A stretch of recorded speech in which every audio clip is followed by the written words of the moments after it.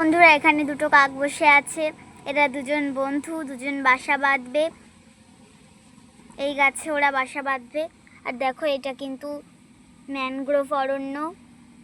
দেখো এখানে শ্বাসমূল ঠেসমূল দেখা যাচ্ছে, নদীর জল কিভাবে ঢেউ দিচ্ছে। এটা সুন্দরবন জঙ্গলের একটা অংশ।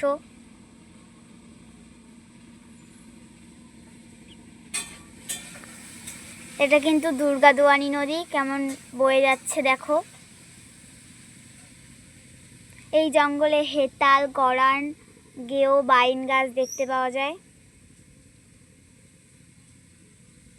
দেখো ও মুখে করে খাবার নিয়ে যাচ্ছে, ও গাছে উঠে পড়লো উড়ে।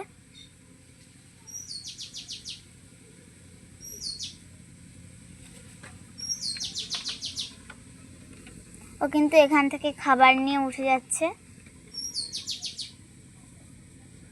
আর ওর বন্ধু ওখানে বসে গা খোঁচাচ্ছে।